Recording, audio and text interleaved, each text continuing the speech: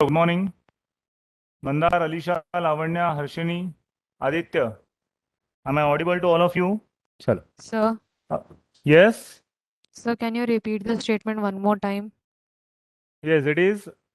Mole is the unit used to determine the number of particles present in given mass or volume of the substance. Okay. Then, अब इसका exactly meaning क्या है देखो. Last lecture में मतलब जो लोग थे, I think Sujal and Som was absent, बराबर नहीं थे. निखिल, हटो थे लास्ट लेक्चर. श्योर. सबसे स्मॉलेस्ट पार्टिकल को हम लोग क्या बोलते हैं? एटम. बराबर. मॉलिक्यूल्स कैसे बनेंगे? Atoms come together. Minimum how many atoms should combine to form a molecule? 2. मतलब अगर मैं H2O2 ये लिखता हूं, all these are representing what? Molecules. Precisely, I will say all of them are diatomic molecules. What is meant by diatomic? Which consist of two atoms. This whole represents one molecule of hydrogen, but it consists of two hydrogen atoms. Correct? Suppose I have written H2SO4, which is the formula for sulfuric acid.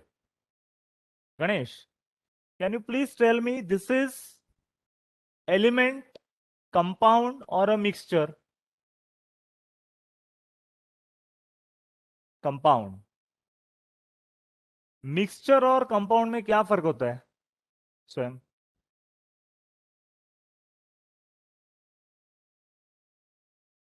Methods.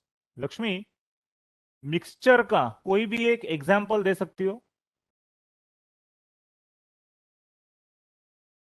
एकदम simple सा है. हाँ,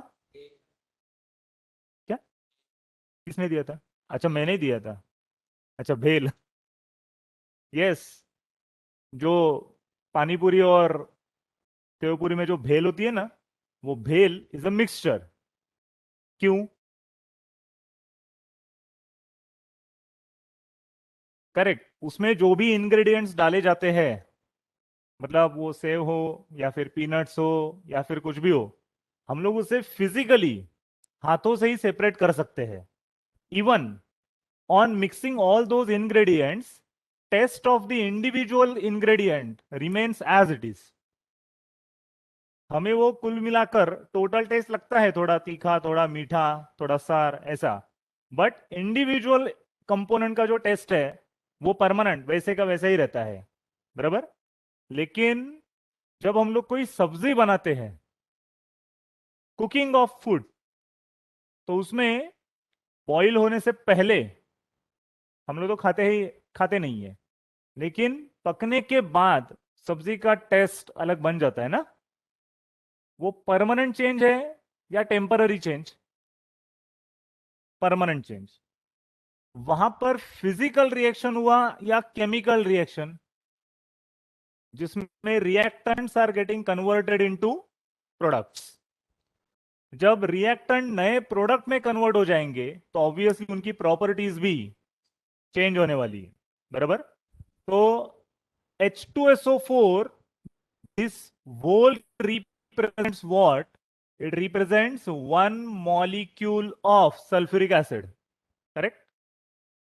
How many atoms are there in a molecule? In this molecule? 7.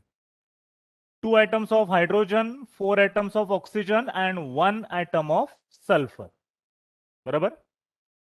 सो दो से ज्यादा अलग अलग elements के एटम्स कंबाइन हो चुके हैं. So this will represent molecule. Correct.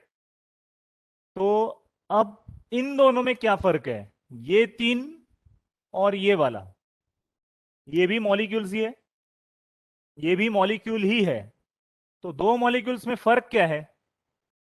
Second statement correct है. पहला स्टेटमेंट थोड़ा रॉन्ग हुआ. What you said is this involves mixture of sulfur and oxygen and hydrogen might be. बराबर. साक्षी ना. हाँ. साक्षी ये क्या है असल में? What do you think? What is this? मतलब उसका नाम नहीं. By property it is what? What he said is this is a mixture of sulfur, oxygen, hydrogen. Is he correct? अरे बिंदास बोल. डरने का नहीं. जो डर गया वो मर गया. मालूम है ना, गब्बर कहता था. Riya, what is this? It is compound, correct. तो हाँ, someone you want to say something? So these three represents elemental molecule, correct? Whereas this is a molecule of a compound. ये डिफरेंस है. कंपाउंड की प्रॉपर्टीज इंडिविजुअल एलिमेंट की properties से same रहेगी या differ करेगी? I repeat my question. Compound की property individual element जैसी ही रहेगी या वो डिफर करेगी? डिफर करेगी, correct. The best example is water. Water का फॉर्मूला हमें मालूम है, H2O. It is made up of two elements, hydrogen and. among these two elements, hydrogen and oxygen, which one is inflammable? Hydrogen. Whereas oxygen helps for combustion ना. बराबर. लेकिन इन दोनों के combination से बनने वाला वाटर ना तो खुद जलता है ना जलने को हेल्प करता है, correct. So properties of the compound totally differs from the individual elements. बराबर. तो इसलिए अब हम लोग क्या लिखेंगे? वी कैन राइट, अगर हम लोग एलिमेंट का स्मॉलेस्ट यूनिट देखते हैं और कंपाउंड का स्मॉलेस्ट यूनिट देखते हैं, what is the difference between them? Element का स्मॉलेस्ट यूनिट होगा एटम और कंपाउंड का स्मॉलेस्ट यूनिट होना चाहिए मॉलिक्यूल. समझा डिफरेंस अभी क्या है? Very clear? पक्का? ऑब्वियसली कंपाउंड का यूनिट मॉलिक्यूल है, लेकिन मॉलिक्यूल बनता कैसे है? एटम्स के कॉम्बिनेशन से. बराबर. लेकिन स्मॉलेस्ट यूनिट मतलब अगर मैं HCl लिखता हूं, H2O लिखता हूं, हाइड्रोजन सल्फाइड लिखूंगा, all three of them as a whole representing what? Compound. लेकिन this is one molecule of HCl, this is one molecule of water, one molecule of H2S. अगर इसे भी हम लोग सेपरेट करते चलेंगे तो हमें क्या मिलेगा?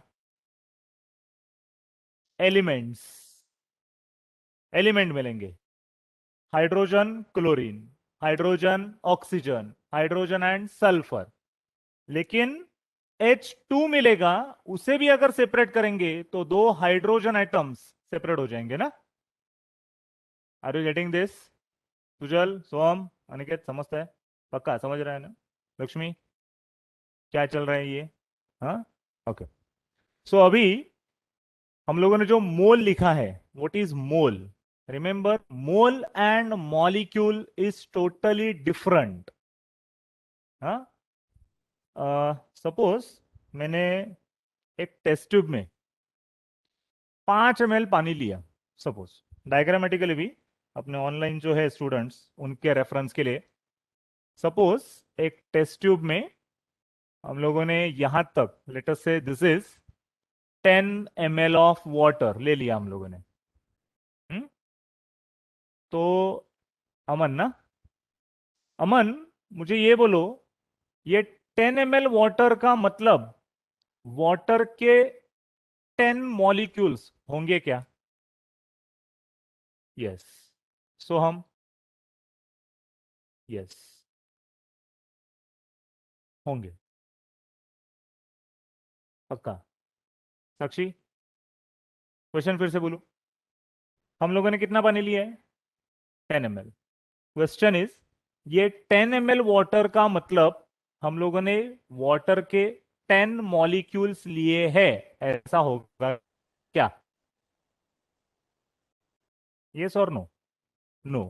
Lakshmi? Yes. No.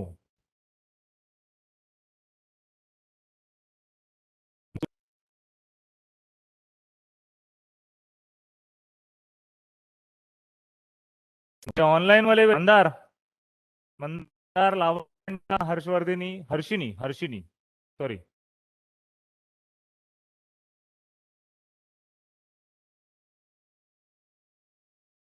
Harshini, am I No. Audible? No. Yes. Alisha? Mandar? Aditya? Yes. हाँ, हु इज स्पीकिंग? आदित्य और Mandar? Mandar, okay. Mandar, can you please tell me this 10 ml of water, does it mean 10 molecules of water?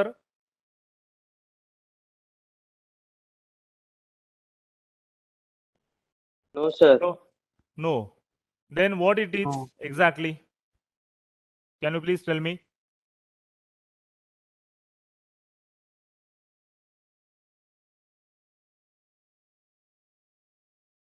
Online चालू है उनका। हाँ, रिया, can you please tell me why this doesn't mean 10 molecules of water?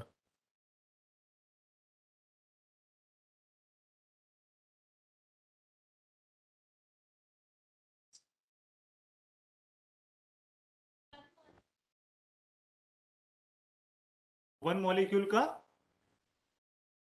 Unit अलग होता है। हाँ हाँ, बोलो बोलो, कंप्लीट करो।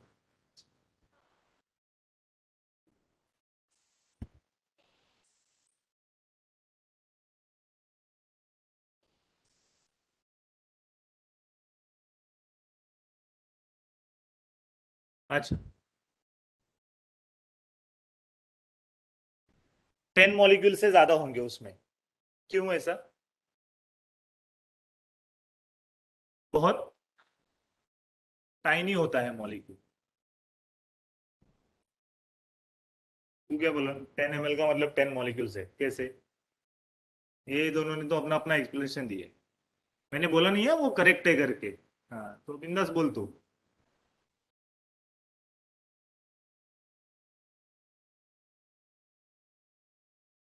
1 ml इज 1 मॉलिक्यूल। अच्छा, सीधा हिसाब। हाँ, सो हम काय सांगितलं? 10 ml म्हणजे 10 मॉलिक्यूल्स ना? हा, कसं? 1 मॉलिक्यूल म्हणजे 1 ml। ओके, वन क्या मतलब वो?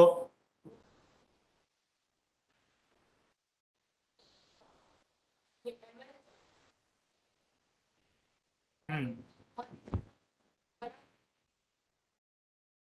हाँ, मॉलिक्यूल। लक्ष्मी, समझा नहीं? क्वेश्चन समझ में आया था पहले? आंसर बाद में छोड़ो, पहले तो क्वेश्चन समझ में आना चाहिए, बराबर ना? क्वेश्चन क्या पूछा था मैंने? बोलो।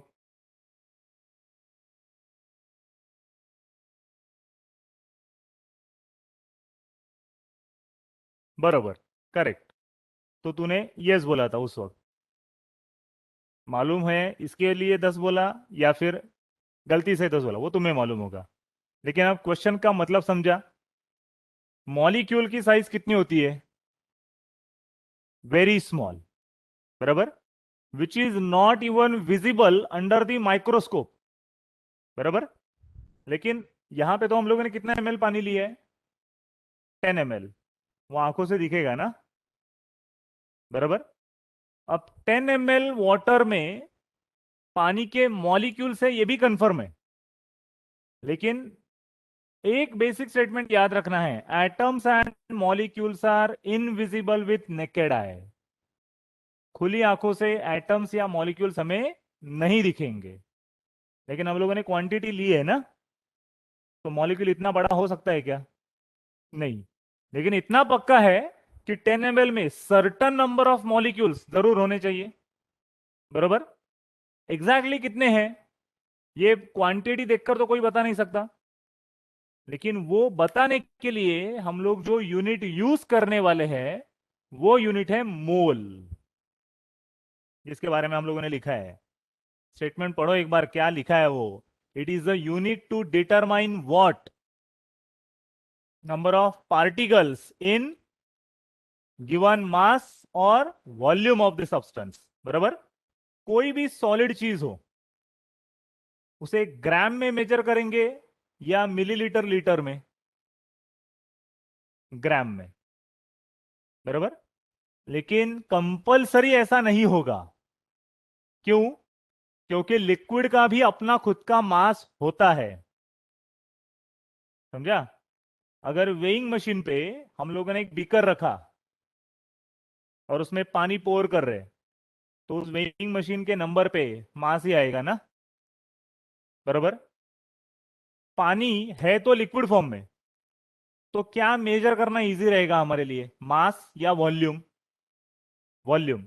लिक्विड है तो वो लीटर या मिलीलीटर में ले सकते हैं इजीली। बराबर, लेकिन वेइंग मशीन पे बीकर में पानी अगर पोर करेंगे तो पानी का मास भी मेजर किया जा सकता है ना, है कि नहीं?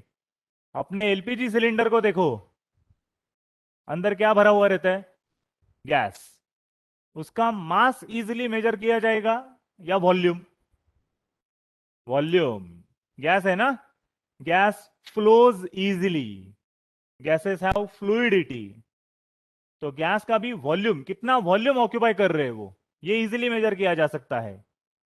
करेक्ट? लेकिन उस सिलेंडर पे देखो 14.2 केजी लिखा हुआ होता है, मतलब वो क्या है? मास। करेक्ट? तो लिक्विड्स या गैसेस रहेंगे तो उनके लिए इजीली मेजरेबल प्रॉपर्टी क्या है? तो इट इज वॉल्यूम। और सॉलिड्स के लिए इजीली मेजरेबल प्रॉपर्टी क्या है? मास। समझा? यहां पे 10 ml है, मतलब ये क्या है? वॉल्यूम। बराबर, अगर मैंने वेइंग मशीन पे तुम्हें 12 ग्राम कार्बन ब्लैक पाउडर दिया मेजर करके, पाउडर है तो सॉलिड फॉर्म में रहेगा और ग्राम है मतलब मास है ना। 12 ग्राम पाउडर हम लोगों ने मेजर किया, मतलब हम लोग नेकेड विजन से उसे देख रहे हैं, लेकिन उसके अंदर कार्बन के कुछ सर्टन नंबर ऑफ एटम्स होंगे ना। सिर्फ पाउडर को देखकर बता सकता है कोई इतने नंबर ऑफ एटम्स है? नहीं, लेकिन कुछ तो होंगे। वो कितने हैं एग्जैक्टली ये पता करने के लिए हम लोग मोल कॉन्सेप्ट यूज करेंगे अभी। Very clear now? Difference between moles and molecules, molecules and atoms. Element का स्मॉलेस्ट यूनिट क्या होगा? एटम। कंपाउंड का स्मॉलेस्ट यूनिट क्या होगा? मॉलिक्यूल। मॉलिक्यूल्स बनेंगे कैसे? एटम्स के कॉम्बिनेशन से। How many atoms should get combine? Minimum 2 और more than 2। Correct? Write down next. अब नेक्स्ट लाइन में लिखो, स्टार मार्क करके लिखो। अब this is very important statement. 1 mole of any substance, 1 mole of any substance consists of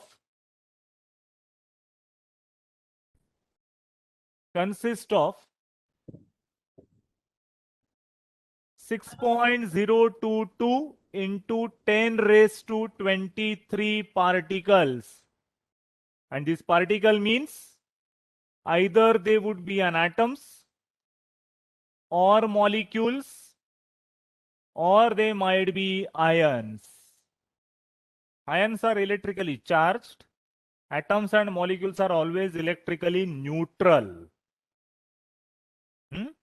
ये difference होता है।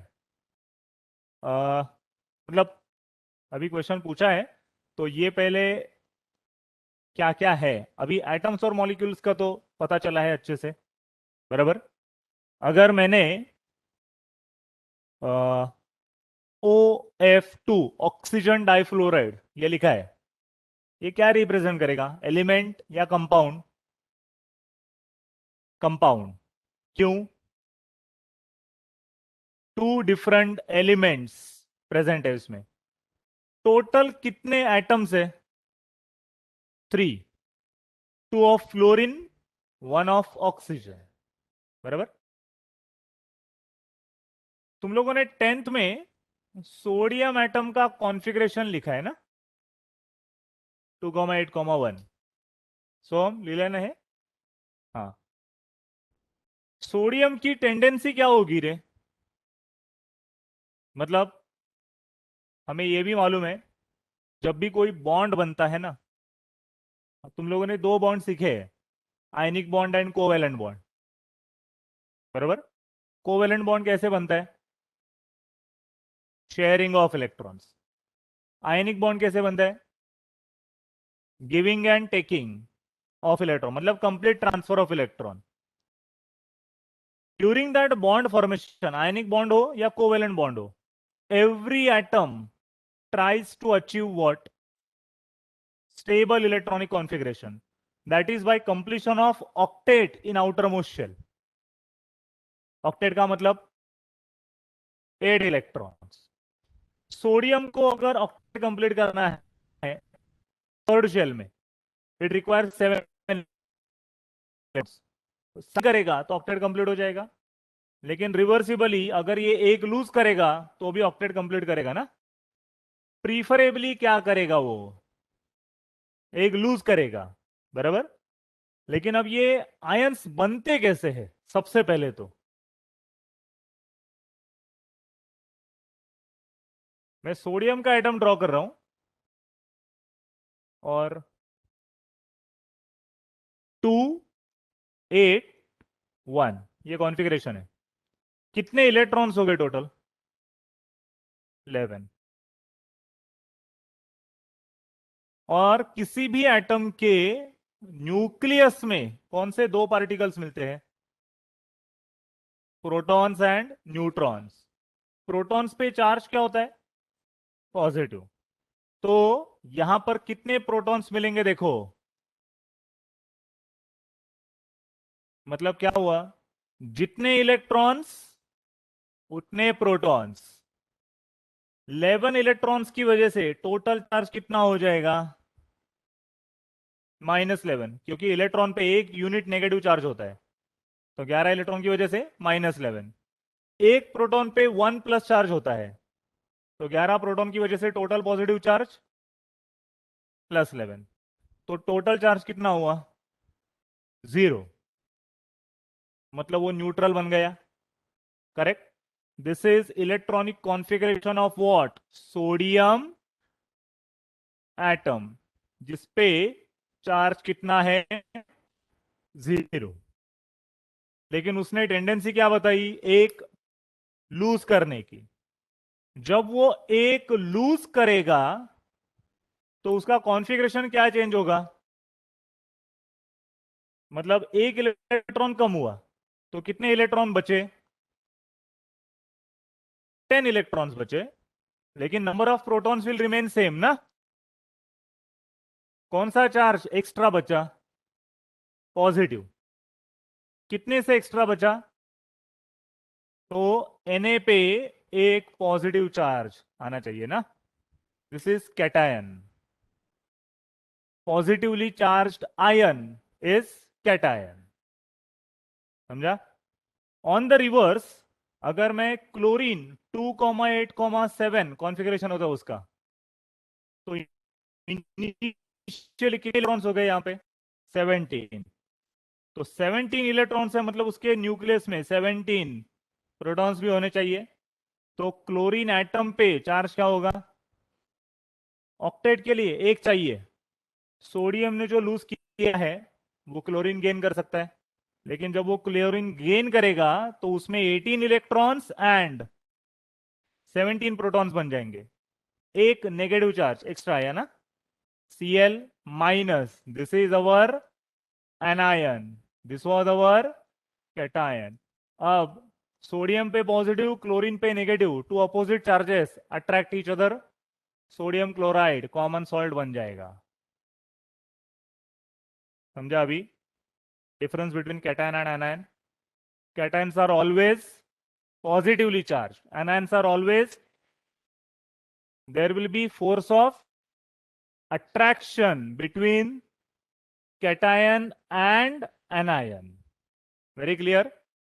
पक्का? सुजल समजताय का? नक्की? महाराष्ट्रीयन आहेस? मराठी बोलतो ना? हा. समजतोय? पक्का? नंतर विचारेन ना 12 वाजता काय समजलं ते. बाकी अमन समझ रहा है? पक्का? अनिकेत? श्योर? तू कम बोलता है? कम बोलता है? बाकी सबको ये समझ में आया? लक्ष्मी? चलो.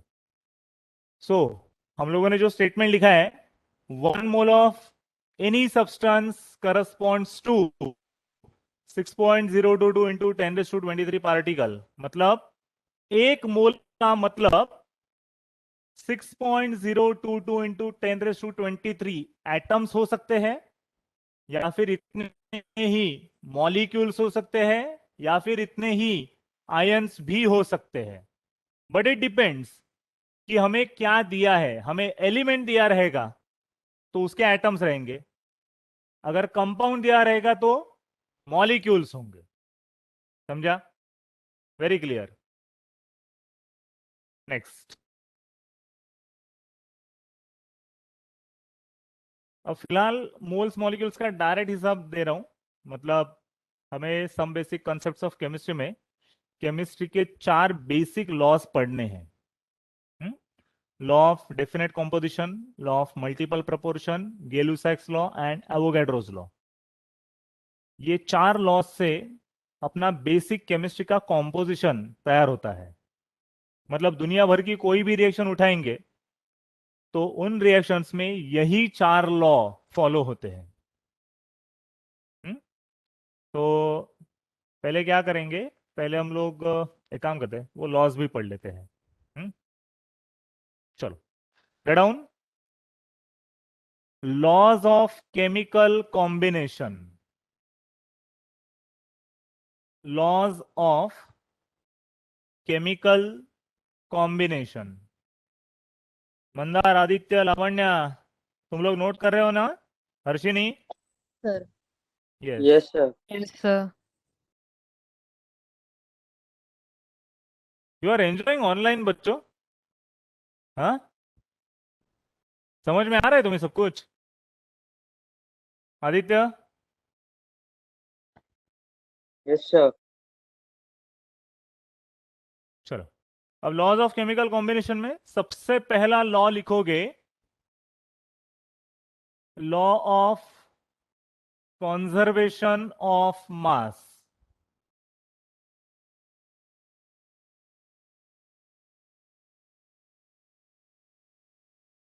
It states that, start to write down. It states that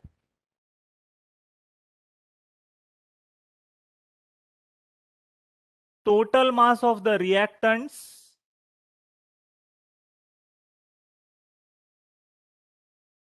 is always equal to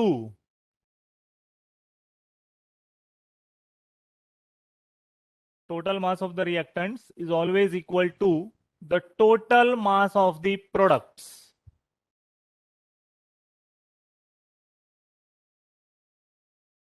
Total mass of the reactants is always equal to the total mass of the products. अब ये इतना सिंपल सा लॉ है, और अभी ये जो conservation of मास का लॉ हमें देखना है, अब उसी के एक पैरेलल कॉन्टेक्स्ट में एक और लॉ आता है. वो लॉ लिखना नहीं है, मैं सिर्फ बोलता हूं. लास्ट टाइम हम लोगों ने एक बहुत ही एक सरप्राइजिंग थिंग देखी थी. वो कौन सी थी? लास्ट लेक्चर में, जिसके बारे में हम लोग अच्छा खासा डिस्कशन भी कर रहे थे.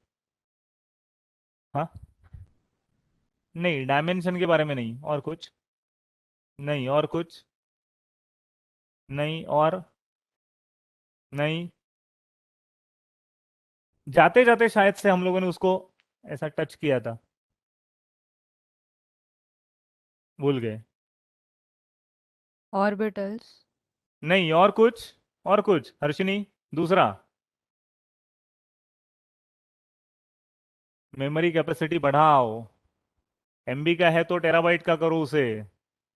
हाँ, एंट्रेंस देना है ना साक्षी। एक दिन में 11th 12th के इतने सारे chapters, physics chemistry maths bio याद रखने हैं हमें, तो मेमोरी कैपेसिटी बढ़ाओ। हम लोगों ने देखा था लाइट के बारे में, है ना। What is light? Electromagnetic radiation, जिसमें कितने प्लेन्स होते हैं? Two. Which planes? Electric plane and magnetic plane, and how they are lying in a space perpendicular to each other, continuously vibrating, correct? अब लाइट ये क्या है? एनर्जी का एक फॉर्म है।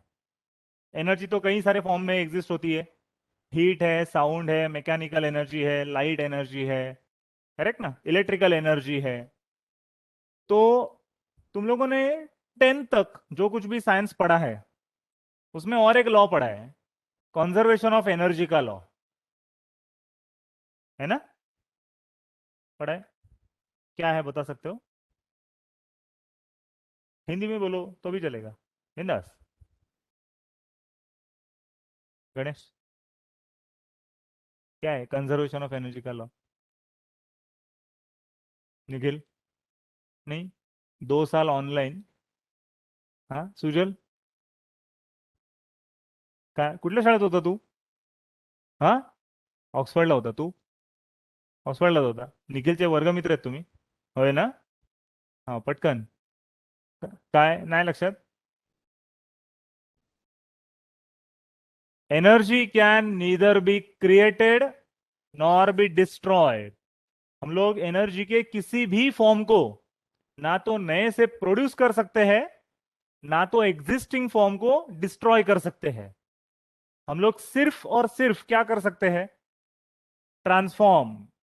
One form of energy can be converted into another form. बराबर? इसका example बता सकते हो अमन? हाँ,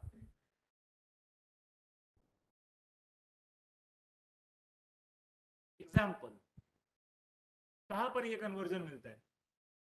इलेक्ट्रिकल टू मैकेनिकल कहां पर मिलता है?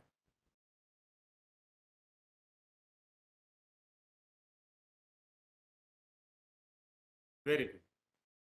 जनरेटर, बराबर ना? इलेक्ट्रिक जनरेटर, उसमें mechanical is converted into electrical, ये होता है। बराबर? अगर सपोज विंटर सीजन चालू है, हम्म, और हमें मॉर्निंग वॉक लेने की आदत है, हम्म, सुबह 4 बजे तुम लोग मॉर्निंग वॉक के लिए बाहर निकले, लेकिन इतना चिल्ड एटमॉस्फियर है और तुम लोगों ने गलती से ही स्वेटर पहनना भूल गए, शॉल लेना भूल गए, मफलर लेना भूल गए, स्कार्फ वगैरह सब कुछ घर पे रहा। मॉर्निंग वॉक के लिए जाना है, घर से निकल पड़े, और जैसे ही रोड पर आ गए वी विल स्टार्ट टू शिवर ना, बराबर? सिकुड़ना शुरू हो जाएगा अपना। तो ठंड लग रही है हमें, उससे बचने के लिए हमारा सबसे पहला स्पॉन्टेनियस रिप्लाई रिस्पॉन्स क्या होगा? Yes, we will rub out our hands, palms on each other, जिसकी वजह से क्या होता है? हीट, हीट प्रोड्यूस होती है। साक्षी क्या होता है? जोर से जरा। ठंड लगना कम हो जाता है। लक्ष्मी, वार्मनेस फील होता है। सबका आंसर देखेंगे हाँ हम लोग एक एक। अरे गलत बोलेंगे नहीं तब तक सही सीखेंगे कैसे, है कि नहीं? अनिकेत क्या होगा इसमें से? थोड़ा सा गर्मी लगना शुरू हो जाएगा। स्वयं हीट प्रोड्यूस हो रही है। कौन? बॉडी स्टेबल हो जाएगी। सो थोड़ा रात को गर्मी लगना रखिए तो शुरू हो जाएगा। फ्रिक्शन ओके, प्रोड्यूस होता है। Yes Harshini, you are saying something, friction produce होता है। ओके, सब लोग अपना अपना आंसर ध्यान में रखेंगे। हाँ, फिर सबका पोस्टमार्टम करेंगे। अमन, हीट प्रोड्यूस होता है, we start to feel warm, ठंड कम लगेगी। हाँ, हीट क्या, अभी साइंस में आया ना तू, हीट लाइट साउंड, इसमें से क्या निकलेगा? हीट कम होगी, बढ़ेगी, हीट प्रोड्यूस होगी, क्या होगा? हीट प्रोड्यूस होगी।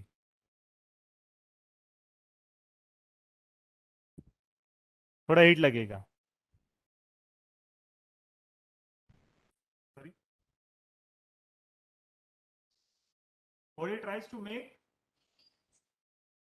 maintenance temperature। अच्छा, इन सब में वार्मनेस फील होगा, ये समझ सकते हैं, जिससे कि थोड़ा ठंड लगना कम हो जाएगा, बराबर ना? लेकिन बोलते वक्त भी हम लोग क्या बोल रहे हैं, देखो क्या बोला रिप्लाई, फ्रिक्शन की वजह से क्या हुआ? हीट प्रोड्यूस हो गई, हीट प्रोड्यूस हो गई, बराबर, हीट प्रोड्यूस हो गई। 5 मिनट पहले हम लोगों ने कंजर्वेशन ऑफ एनर्जी का लॉ पढ़ा था ना, energy can neither be created nor be destroyed. Energy को क्रिएट नहीं किया जा सकता, तो हीट प्रोड्यूस कैसे हो गई? कन्वर्ट हो गई, बराबर ना? हमारे जब सुबह 4 बजे उठकर मॉर्निंग वॉक के लिए निकलेंगे, तो बॉडी के अंदर कुछ पोटेंशियल एनर्जी रहेगी कि नहीं? जब हम लोग रब करेंगे, तो क्या हो रहा है, वही पोटेंशियल एनर्जी हीट के फॉर्म में बाहर आ रही है, नए से प्रोड्यूस नहीं हो रही है वो, है ना? बोलते वक्त तो हम लोग बोल देते heat produce, but it is not produce, heat transfer होके आ रही है। कौन सी एनर्जी?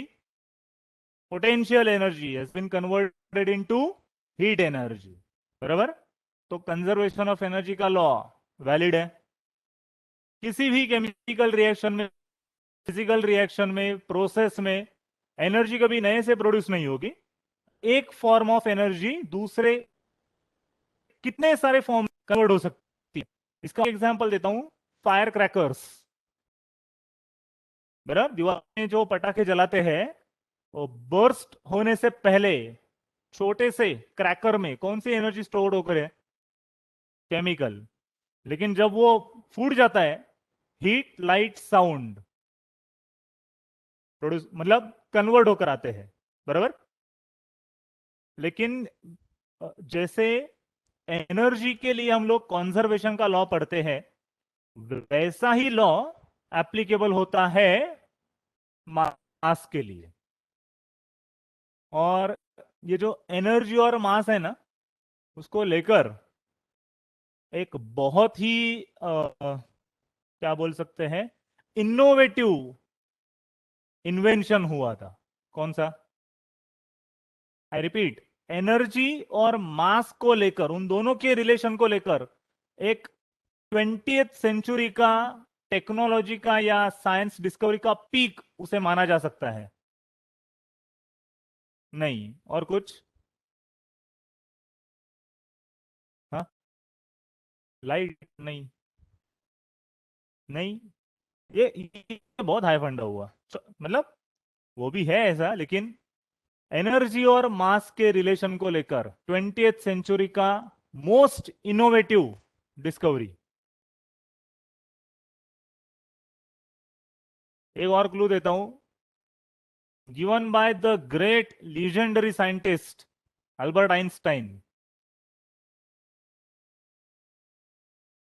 अरे कौन है वो ग्रेविटी वाला? कौन है वो? निखिल तू बोला? हाँ, त्या न्यूटनला किती इन्सल्टिंग वाटलं असेल? हाँ, अनिकेत, कौन सी डिस्कवरी? नहीं मालूम। अमन, आज आके मोबाइल फोन। हाँ, ये ऑनलाइन ने बिगाड़ दिया सबको। लक्ष्मी, कौन सी डिस्कवरी? याद नहीं, मतलब इतना सब कुछ मालूम है, क्या बताओ, ये याद नहीं आ रहा है। साक्षी? मालूम नहीं। Atomic bomb. अरे इतना सिंपल था, याद ही नहीं आया। हाँ, yes, the formula, the very famous formula, E is equal to mc square, energy and mass। बराबर ना? समझा? ग्राउंड पे रह के सोचो जरा। हाँ, मोबाइल वगैरह अब ऑफलाइन आना शुरू हो गया ना अपना, यहां पर रहो। हाँ, चलो अब इसका एक्सप्लेनेशन देखते हैं। कंजर्वेशन ऑफ मास। मैं एक सिंपल सा रिएक्शन लिखता हूं, उस रिएक्शन के भी अलग अलग पर्सपेक्टिव्स हम लोग देखेंगे। ये तुम्हें 10th में हो चुका है रिएक्शन, है ना? बैलेंस सही है, देखो जरा। नो, हाइड्रोजन बैलेंस होने बाकी है। 4 hydrogen will be balance by writing oxygen. देखो राइट साइड पे कितने टोटल, 2 + 2 4, 4 ऑक्सीजन। अब बैलेंस हुआ पूरा, बराबर। What is this compound? Methane. Belongs to which class of compound? Hydrocarbon है वो। Any hydrocarbon when reacts with oxygen, generally reaction is known as combustion. Combustion of hydrocarbon gives only 2 products, carbon dioxide and water। ठीक है? अगर मैंने तुम्हें hydrogen, carbon और oxygen के atomic masses दिए हैं, ये 3 इनके एटॉमिक मासेस है। हाइड्रोजन का एटॉमिक मास है 1 यूनिट, कार्बन का एटॉमिक मास 12 यूनिट, ऑक्सीजन का एटॉमिक मास 16 यूनिट। तो अब सारे रिएक्टेंट्स और सारे प्रोडक्ट्स का मास कैलकुलेट करना शुरू कर देते हैं। ठीक है? CH4 का मास पहले देखते हैं। कार्बन का मास है, और यहां पर मैं लिख सकता हूं 4 × 1, correct? Number of atoms of hydrogen 4 into its individual atomic mass 1। सो 12 + 4 कितना हो जाएगा? ये मीथेन का मास हुआ। Total number of oxygen 4।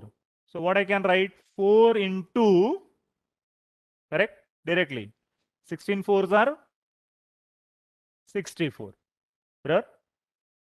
CO2 का मास कैलकुलेट करते हैं। कार्बन का मास 12, ऑक्सीजन का मास 2 × 16, तो 12 + 32 कितना हो जाएगा? 44। बराबर। समझ में आ रहा है ये? निखिल समझता है? देन ये 2 तो कॉमन रह जाएगा ओवर ईयर, 2 + 16 हो जाएगा सीधा। बराबर। सिर्फ ये देखो, एक हाइड्रोजन का मास कितना है? 1, तो 2 का मिलकर 2, प्लस एक ऑक्सीजन का मास 16, 16 + 2 18, एंड 18 2s are 36। बराबर। हमारे पास कितने रिएक्टेंट है बच्चों? 2, मीथेन एंड ऑक्सीजन। कितने प्रोडक्ट्स है अपने पास? 2, CO2 एंड H2। अब सारे रिएक्टेंट का मास देखते हैं। 6 + 4 10, कैरी 1, 6 + 2 80, 6 + 4 10, कैरी 1, 4 + 1 5 + 3। स्टेटमेंट अभी जो लिखा है वो पढ़ो। Total mass of the reactant is equal to the total mass of the product. कुछ चेंज हुआ क्या? लेकिन रिएक्टेंट का कन्वर्जन नए प्रोडक्ट्स में हो चुका है ना। 2 रिएक्टेंट 2 प्रोडक्ट दे रहे, 2 से ज्यादा भी दे सकते थे, लेकिन सारे रिएक्टेंट का mass is always equal to सारे प्रोडक्ट का मास। इसे हम लोग कौन सा लॉ कहेंगे? Law of conservation of mass. समझा? इसका मतलब क्या हुआ? दूसरे तरीके से, mass also can not be produced nor be destroyed, but reactant might be getting converted into products. Very clear? पक्का? चलो एग्जाम्पल में ये लिख लो, सीधा एग्जाम्पल लिखो.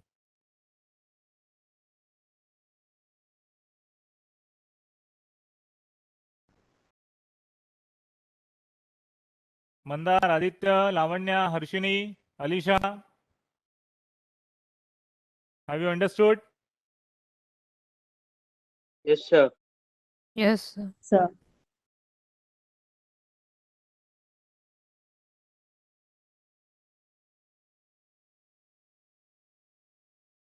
ये कैसे आया? यस, समझ रहे हैं ना निकल? You're in which school? Guru Nanak.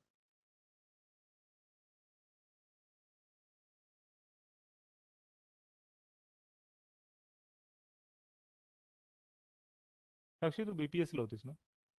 Maharashtra नाहीस तू? हो. अरे रिजल्ट नाही ना लागलाय. 15 जुलाई को है. डिक्लेयर हुआ डेट? एडमिशन इस साल हो तो बहुत हो गया.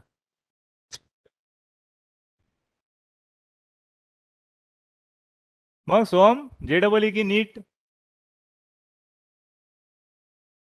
काय? हा, अजून काय डिसाईड नाही केलं? कधी करणार? हा, दसऱ्याला चांगला मुहूर्त आहे, त्या दिवशी करायचं. सुजल, काय करणार आहेस? जे निखिल करणार तेच. मग डिसाईड नाही केलं अजून? सीईटी, इंजीनियरिंग की पीसीबी? पीसीएम की पीसीबी? पीसीएम. चलो copy. Next law, second law. ए ऑनलाइन वाले बच्चे, कॉपी हुआ क्या? Everyone? Yes, sir. Yes, sir. Second law लिखो. Law of definite composition.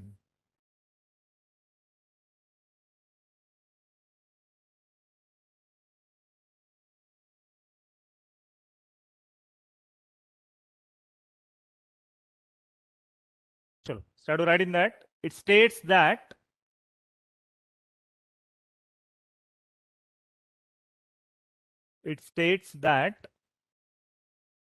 any pure compound,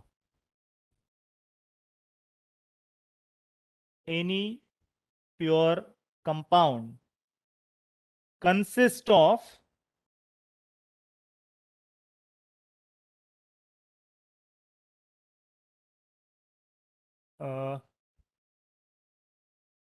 same elements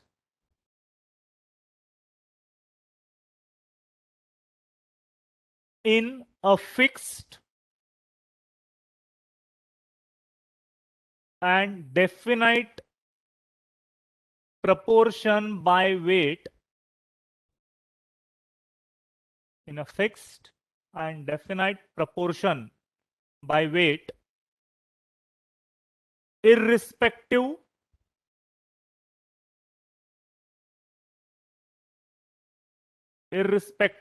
of its source or method of preparation. Irrespective of its source or method of preparation.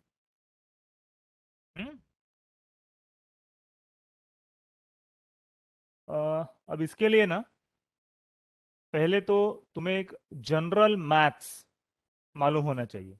वो क्या है कि एकदम तुम्हारे 4th या 5th standard का ये मैथ्स है. पूछता हूं मैं पहले.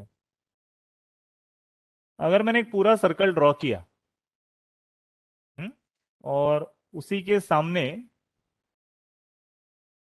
ये ऐसे ड्रॉ किया, ये कॉन्सेप्ट क्या बताता है? Fractions, correct. This represents whole one part, this is half and half. बराबर, ये फ्रैक्शन के टर्म में हुआ. लेकिन परसेंटेज के टर्म में this is 100% and this is 50%, 50% ना. अगर मैंने ऐसा ही एक सर्कल ड्रॉ किया और ये ऐसे निकाला तो the larger part 75% and 25%, but fraction wise 1/4 and, यही हुआ. बराबर. अब जो भी कंपाउंड हमें दिया जाता है उसमें कई सारे एलिमेंट्स लगे हो सकते हैं, उसके नंबर ऑफ एटम्स हो सकते हैं, उनका परसेंटेज भी फिक्स होना चाहिए ना. जैसे कि देखो, और सिंपल करके बता देता हूं. तुम लोग वेइंग मशीन पर जाकर खड़े हो गए. सपोज वो वेइंग मशीन बता रहा है 50 kg. 50 kg ये पूरे बॉडी का वजन है ना. लेकिन उसमें से सपोज, सपोज सिर्फ ये इमेजिन ही कर सकते हैं, हम लोगों ने अपनी पैर की हड्डियां बाजू में निकाल के रख दी. सपोज, अरे हाँ, तो 50 kg आ जाएगा क्या? नहीं, कुछ मास या वजन जो है वो कम हो जाएगा ना. वो फिक्स रेशियो में ही कम होने वाला है. बराबर.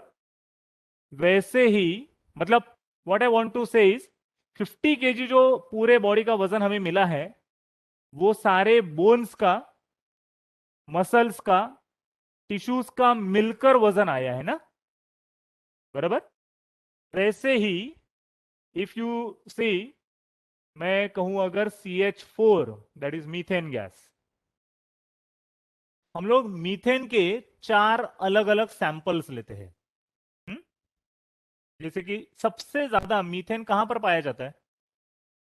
सबसे ज्यादा क्वांटिटी में, एबंडंट, एकदम.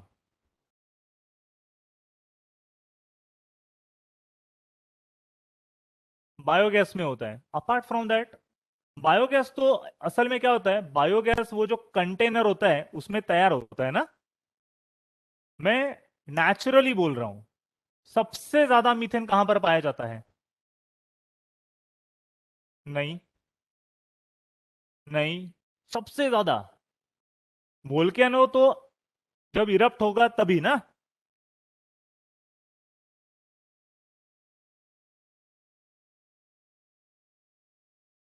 नहीं, और कुछ? गार्बेज? नहीं. पेट्रोल? नहीं. Anyone from online? Methane is also called as, 10th का ऑनलाइन पढ़ाई. हाँ, इसी वक्त अपना नेटवर्क शायद से गया रहेगा. काय सो, होय ना सुजल?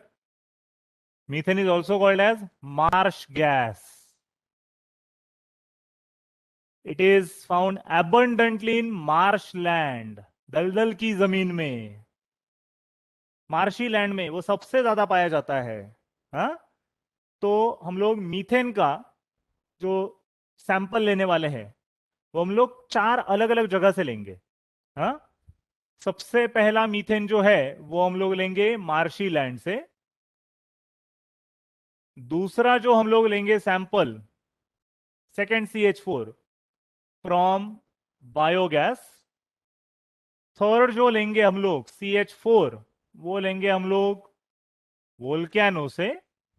और फोर्थ जो हम लोग लेंगे मीथेन फ्रॉम LPG में मीथेन एंड आइसोब्यूटेन का मिक्सचर रहता है. बराबर. हम लोग और एक सैंपल थोड़ा सब्सिडरी लेकर रखते हैं CH4, लेकिन ये हम लोगों ने कहां पर मिलाया है? Lab prepared. केमिस्ट्री के लैब में हम लोगों ने मीथेन बना लिया. ठीक है. तो 5 अलग अलग सैंपल्स हो गए अपने पास. हम्म? अब इसी का हम लोग परसेंटेज बाय वेट निकालने की कोशिश करेंगे। जैसे कि तुम्हें मालूम है हाइड्रोजन का एटॉमिक मास कितना है, 1 यूनिट। कार्बन का एटॉमिक मास है 12 यूनिट। अब सबसे पहले molecular mass of methane CH4 का मॉलिक्यूलर मास निकालेंगे। मॉलिक्यूलर मास का मतलब क्या है, एक मॉलिक्यूल का मास निकालेंगे। वो कैसे निकाला जाएगा, simply mass of carbon plus 4 into mass of hydrogen, जैसे अभी किया था, सिर्फ वो फॉर्मूला के फॉर्म में सेपरेटली लिख रहा हूं। Mass of carbon is 12 plus 4 into 1, that is 16 unit. ये समझा मॉलिक्यूल का मास कैसे निकाला है, सो हम समझ ले पक्का। सुजल करते है का। अब इसमें परसेंटेज ऑफ कार्बन कितना है, परसेंटेज ऑफ कार्बन के लिए क्या करेंगे देखो, मैं लिखूंगा mass of carbon upon total mass of methane into 100। ठीक है, ये सिंपलेस्ट फॉर्मूला है उसका। टोटल मास ऑफ मीथेन कितना है, 16। 16 में से कार्बन का मास कितना है, इंटू दिस इज 3/4 बन जाएगा, 4 3 4 4 4 3/4 इज नथिंग बट 0.75 ना। ये नहीं समझा, 3/4 सिंपल डिवीजन भी करके अगर देखोगे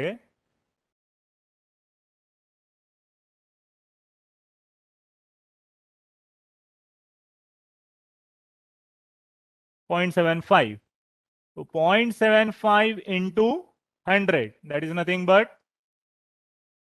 बराबर, मतलब मीथेन का एक मॉलिक्यूल ऑफ मीथेन में कार्बन का परसेंटेज कितना है, तो बचा हुआ 25% किसका होना चाहिए, हाइड्रोजन का। वो भी देख सकते हो यहीं पर, percent of hydrogen is equal to total mass of hydrogen कितना हुआ 4, और total mass of molecule 16 into 100, ये हो जाएगा 0.25 इंटू 100, तो कितना हो जाएगा, दोनों परसेंटेज की एडिशन करके देखो 100% हुआ। ये 100% मतलब टोटल मास हुआ ना, उसमें से कार्बन का परसेंटेज कितना है 75, और हाइड्रोजन का टोटल परसेंटेज।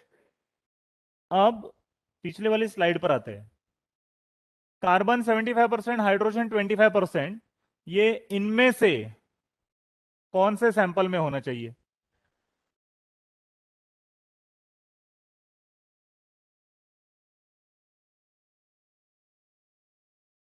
लैब और marshy land, Ganesh, marshy land में होना चाहिए, मार्शी लैंड में होना चाहिए, लैब में होना चाहिए, मार्शी लैंड,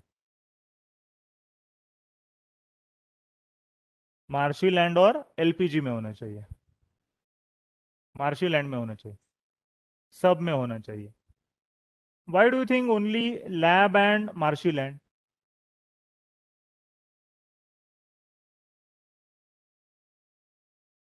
हाँ, ओके ठीक है,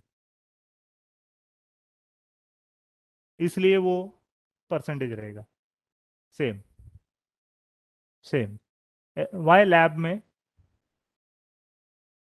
म्हणून ते पर्सेंटेज 75-25 आपण कंट्रोल करू शकतो थोडक्यात। हा बोलले ते सेम, हे दोघे बोलले ते सेम, मग मग सांग, एक तर तू मास्क काढ, नाही तर मला हेडफोन काढ। हा, म्हणून मग त्याच्यामध्ये मिळणार, सब में,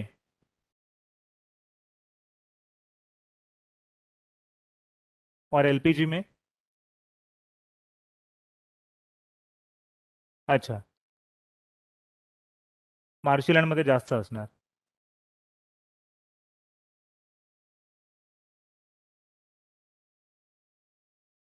ओके, ऑनलाइन वाले बच्चे, are you there? Mandar, Aditya, Lavanya, Harshini. Yes, sir. हाँ Harshini, what is your answer for this? इन पांचों में से कार्बन का और हाइड्रोजन का 75% 25% रेशियो कौन से सैंपल में प्रेजेंट होना चाहिए? Lab prepared. लैब प्रिपेयर्ड में. What is the reason behind that? So we can control the amount of hydrogen and carbon. We can control the amount of carbon and hydrogen. Okay. Aditya, Mandar, Lavanya.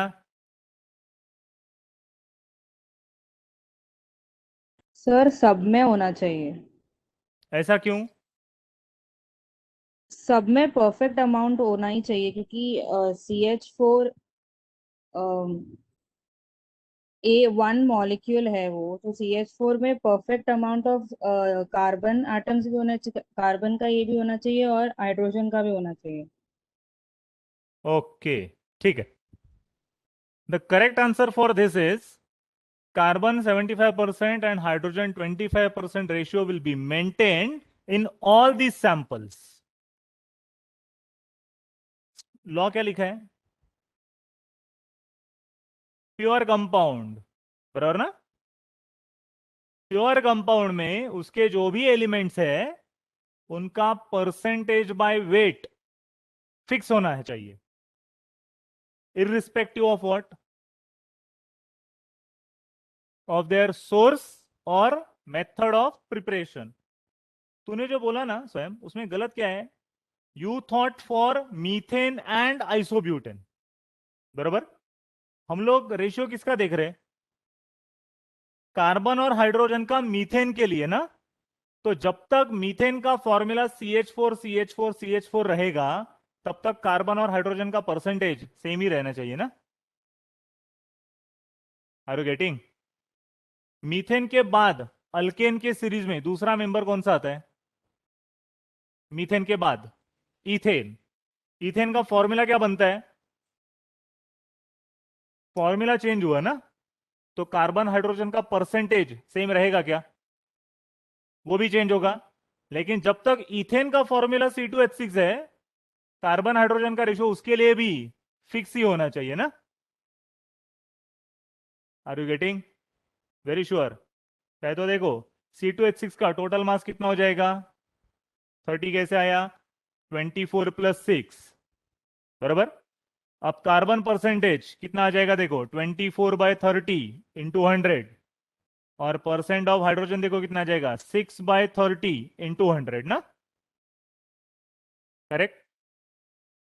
24/30 मतलब 4, sorry, हाँ, 3 8s are and 3 10s are. ये आ जाएगा 80%, तो ये बन जाएगा 20%, बराबर. Total 100% हुआ. लेकिन मीथेन में कार्बन का रेशियो कितना था? 75. इथेन में वो कितना हुआ?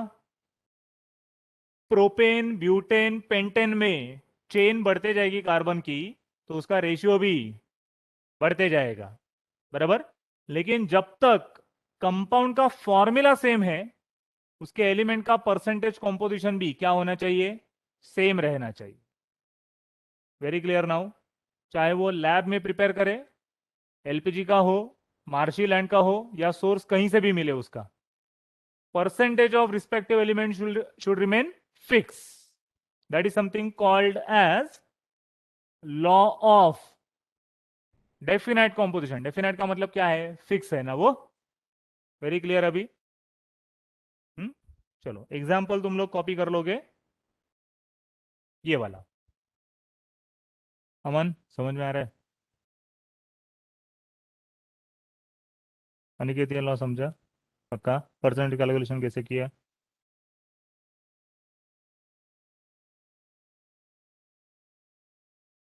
स्वयं तुझे 9th में कितने परसेंट मिले तेरे? 9th का रिजल्ट नहीं दिया? सबको आगे ढकेल दिया. अरे हाँ, दिया? हाँ तो, अरे रिजल्ट दिया ना। अच्छा, ग्रेड दिया, सबको ग्रेड ही दिया। You were in ICSE state, कितने परसेंट आए नाइन्थ में?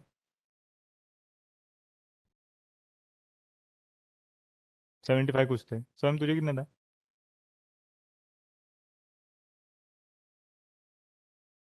80, 83। गणेश, रिजल्ट मिला ये मालूम है क्या? गांव में गया था तू, लॉकडाउन होते ही यहाँ से भागा तू, है ना? निखिल, तुला किती मिळाले होते पर्सेंटेज नाइन्थला? सोम, सुजल, तुला किती होते?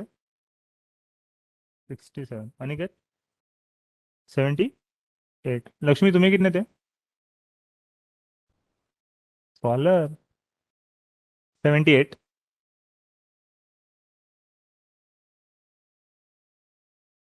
अभी कितने मिलना एक्सपेक्ट है टेंथ में?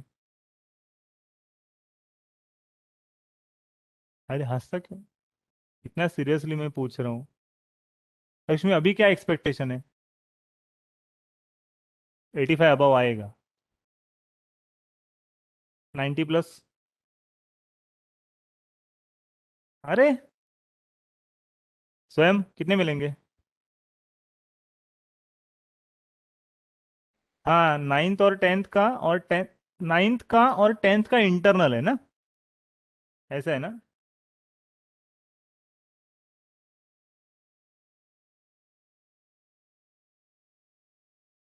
किया था?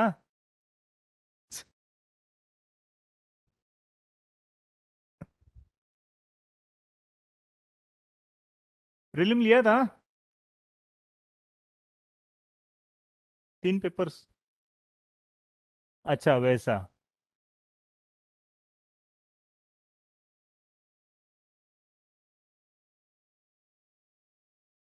अच्छा, तुमच्याकडे काय केलं होतं साक्षी? दोन्ही होतं? सिरियसली दिली होती ना? अरे, अरे ते ऑनलाईन असू दे, पण ती दिली होती ना, असं. सोम,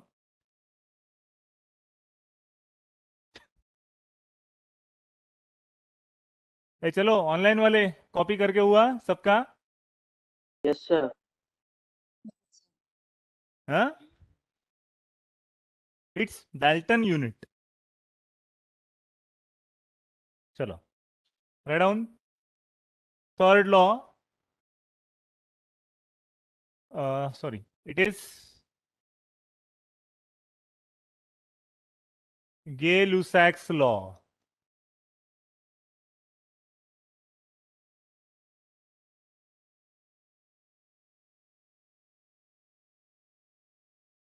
Lussac's, Gay-Lussac's law. Right in that? अब ये जो है ना Gay-Lussac's law, ये एक्सक्लूसिवली गैशियस स्टेट के लिए ही एप्लीकेबल है। हाँ? पहला स्टार मार्क या हैश मार्क करके उसमें एक स्टेटमेंट लिखो, this law is applicable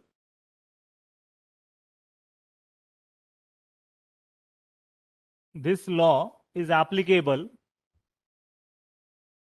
when all the reactants and products,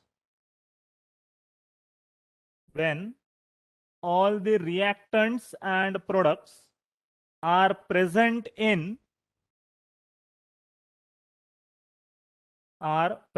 in gaseous state only. और वो गैशियस स्टेट ओनली को अंडरलाइन या हाईलाइट करके रखो तुम लोग।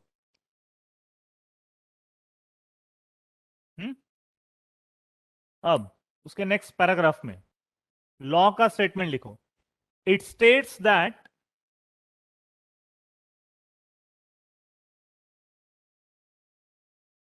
it states that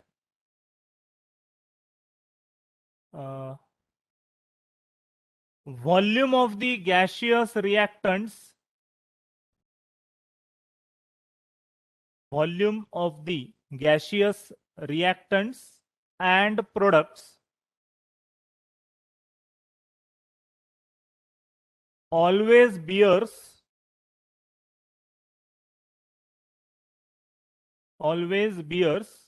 a simple whole number ratio. Always bears a simple whole number ratio. WHOLE, whole number ratio.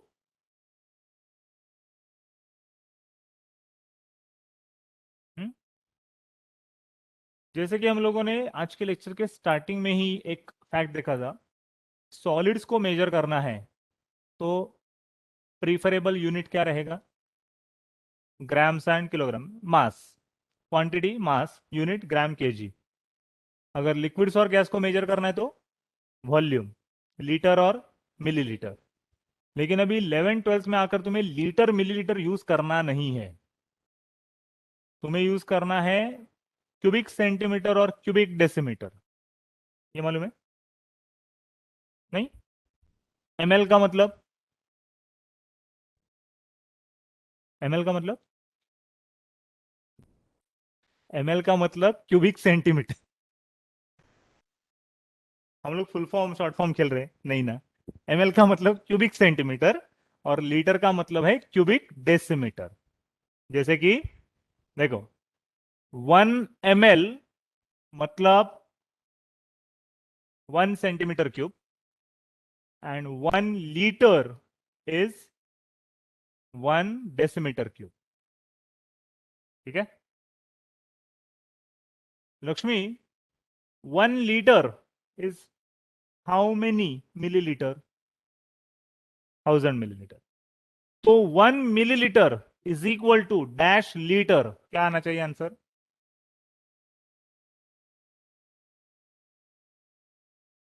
Loudly. 1 litre का मतलब 1000 मिलीलीटर है, तो 1 मिलीलीटर का मतलब कितने लीटर्स?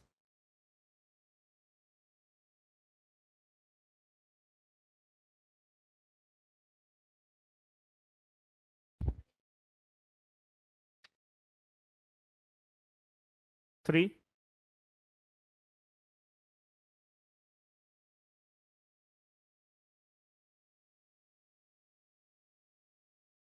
मिलीलीटर.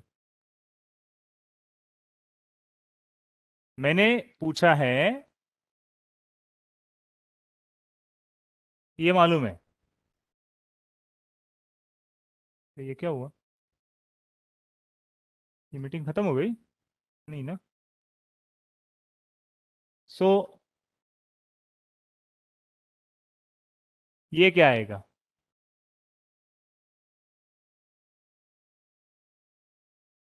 10⁻³ लीटर या फिर 0.001 लीटर. मतलब ये लीटर मिलीलीटर मतलब फिर से वॉल्यूम ही आया. बराबर. अब सपोज हमारे पास एक ऐसी रिएक्शन है, gas gas gas, nitrogen plus 3 hydrogen giving 2NH3. पहले तो ये बैलेंस रिएक्शन है या नहीं ये देखो.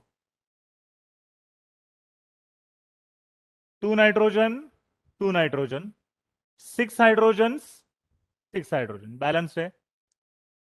नेचर में नाइट्रोजन कौन से स्टेट में मिलता है? स्टेट मतलब solid liquid gas. I am expecting gaseous. तो नाइट्रोजन गैशियस स्टेट में हुआ, hydrogen gaseous. Ammonia is a gas which is highly water soluble gas, तो ये भी कौन से स्टेट में आ जाएगा? गैशियस. लॉ का सबसे पहला हैश मार्क करके लिखा हुआ statement, this law is applicable when reactants and products, all the reactants and all the products must be present in gaseous state. तो अब उसका एक्चुअल इंटरप्रिटेशन क्या है? तो नाइट्रोजन के यहां पर कितने मॉलिक्यूल्स लिए हैं? वन मॉलिक्यूल, टू एटम्स, बराबर। ये वन मॉलिक्यूल, हाइड्रोजन के कितने मॉलिक्यूल्स? 3 मॉलिक्यूल्स। और अमोनिया के कितने मॉलिक्यूल्स फॉर्म हो गए हैं? सारे के सारे गैस ही है, बराबर। मतलब इसका वॉल्यूम अगर 1 लीटर लेते हैं तो हाइड्रोजन का वॉल्यूम कितना लीटर लगना चाहिए? 1 litre of nitrogen combines with 3 litre of hydrogen to form 2 litres of ammonia. यही रेशियो आ जाएगा फिर। Are you getting this? पहला रेशियो हम लोगों ने किसका लिया है? मॉलिक्यूल्स का, फ्रॉम द रिएक्शन। लेकिन सारे रिएक्टेंट्स और प्रोडक्ट्स कौन से स्टेट में मिलते हैं? गैसियस। गैसेस की कौन सी प्रॉपर्टी इजीली मेजर की जा सकती है? वॉल्यूम। वॉल्यूम का यूनिट क्या है? लीटर या मिलीलीटर। अब मॉलिक्यूल्स के हिसाब से ही वॉल्यूम अगर 1 लीटर लिया है नाइट्रोजन का, तो as per the reaction hydrogen का वॉल्यूम कितना लगना चाहिए? 3 लीटर। और इन दोनों के कॉम्बिनेशन से अमोनिया का वॉल्यूम कितना बन जाएगा? 2 लीटर। स्टेटमेंट में देखो क्या लिखा है, लॉ का स्टेटमेंट पढ़ो। Volume of the gaseous and reactants always bears what? Simple whole number ratio. मतलब मुझे नाइट्रोजन का वॉल्यूम, हाइड्रोजन का वॉल्यूम और अमोनिया का वॉल्यूम, इनका रेशियो अगर लेना है तो मैं क्या लिख सकता हूं? 1 litre is to 3 litre is to 2 litre. मतलब वॉल्यूम का रेशियो बना, ये क्या हुआ? सिंपल होल नंबर रेशियो है ना, इसमें कोई फ्रैक्शन है क्या? समझा अभी? लेकिन अपनी कंडीशन क्या है इस लॉ के लिए? सारे रिएक्टेंट्स एंड प्रोडक्ट्स कौन से स्टेट में होने चाहिए? Gaseous state. फर्दर जो भी उनके कोइफिशिएंट्स है वो फ्रैक्शन में होंगे तो चलेगा क्या? They must be whole number. Very clear? Copy down. Example,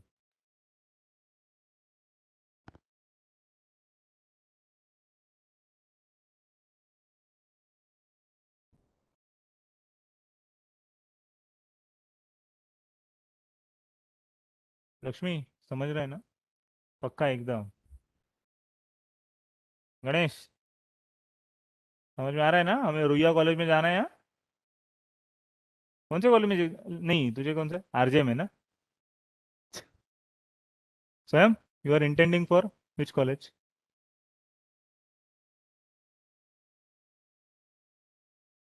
Ratnam या फिर गुरु नानक में? नहीं, बेटर तू रत्नम ले ले। तुझे सीएस लेना है। अमन कौन से कॉलेज में जाना चाहता है? गुरु नानक में जाना चाहता है। निखिल? सोमैया क्लासरूम में जाएगा या कैंपस घूमेगा? हाँ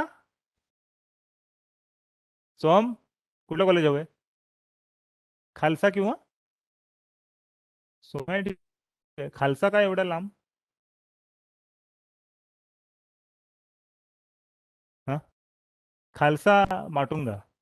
माटुंगा. सुजल तू कुठे जाणार? हा, अरे कुठल्या तरी कॉलेजला असं आतून वाटत असेल ना इथे मिळायला पाहिजे ऍडमिशन. हा, सोमयला जायचंय. सवन? हाँ हाँ, या फिर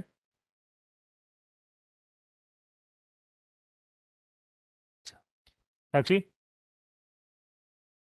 रत्नम क्यों? सोमैया केजे की एसके? केजे। लक्ष्मी तू किधर लेना चाहती है?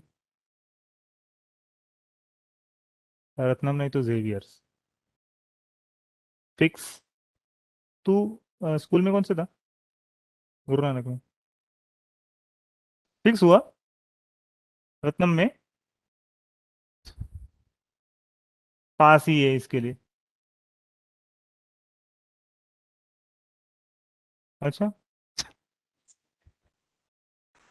ओके, चलो, ऑनलाइन वाले भी, have you understood each and everything for today session? Yes sir.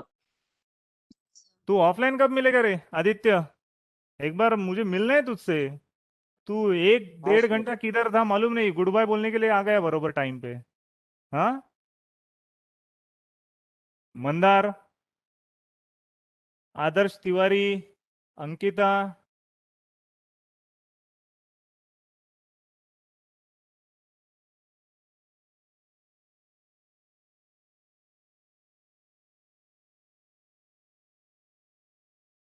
या, कोणाचं आहे? अच्छा, माझंच आहे। अच्छा, सीईटी देना है ना? तो थोड़ा टेंथ का भी अभी थोड़ा टच होना चाहिए। तो कल कौन सा चैप्टर पढ़कर आओगे टेंथ का?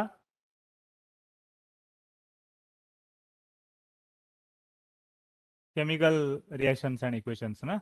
हाँ, वो अपना ऑनलाइन में हो चुका था। कौन सा? अच्छा, हाइड्रोकार्बन्स पढ़कर आओगे, क्या करोगे? हाँ, साइंस टू, नहीं, साइंस वन पहला कंप्लीट करेंगे। लग, कौन सा? Heating effect of electric current. हाँ, मेटलर्जी कर दे, मेटलर्जी करते हैं कल। हाँ, मेटलर्जी का चैप्टर पढ़ के आना है। हाँ, ऐसे ही उठ के आएगा तो देख, तुम चैप्टर पढ़ के आओ, एमसीक्यू यहां पर डील करेंगे। कौन सा चैप्टर? मेटलर्जी। सोम, उद्या यायचंय हा?